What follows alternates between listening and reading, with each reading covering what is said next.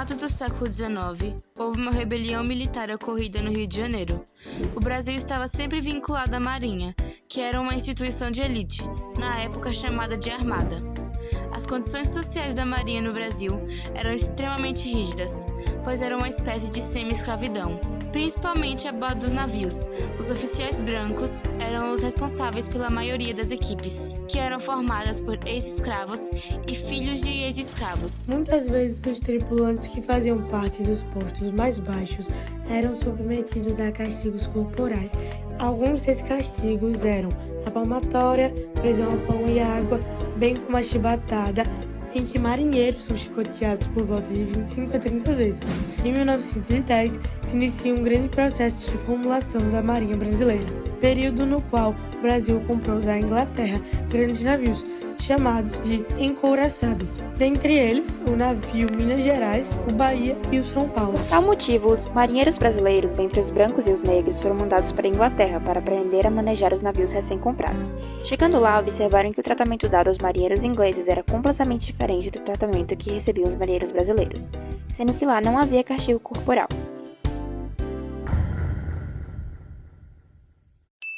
Então, no dia 16 de novembro de 1910, no governo do Marechal Hermes da Fonseca, um oficial do navio Minas Gerais, João Batista das Neves, resolve punir um marinheiro chamado Marcelino Rodrigues Menezes, porque esse havia sido trazendo 2 garrafas de cachaça para dentro do navio, o que não era permitido. A punição imposta ao marinheiro Marcelino foram 250 chibatadas, sendo tal episódio o estopim para o início da revolta da chibata. Assim, João Batista foi morto pelos revoltosos. Em 23 de novembro de 1910, liderado por João Cândido Felisberto, que ficou conhecido como Almirante Negro, os soldados da Marinha, como ato de insatisfação, tomaram o controle dos 2 encouraçados e viraram seus canhões para o Rio de Janeiro, onde 2 crianças foram mortas pelos disparos no Morro do Castelo. Os revoltosos demandaram o fim do castigo físico e a melhoria alimentícia.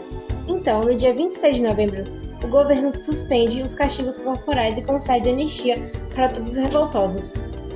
Porém, em 9 de dezembro de 1910, estoura uma revolta de fuzileiros navais no quartel da Ilha das Cobras, influenciada pela revolta anterior.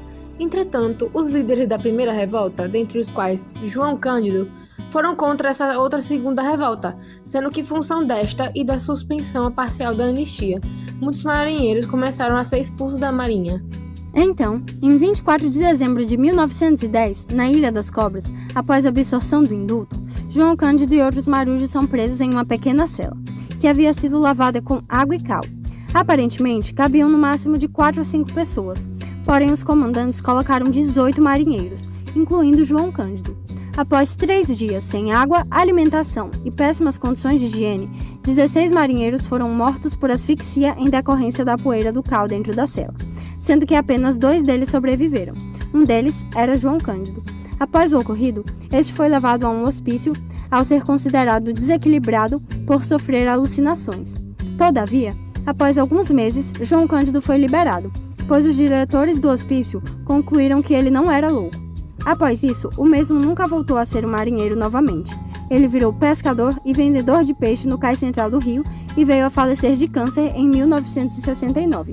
Pode-se afirmar que João Cândido foi o principal responsável pelo fim dos castigos corporais na Marinha, que representavam um resquício da escravidão no Brasil.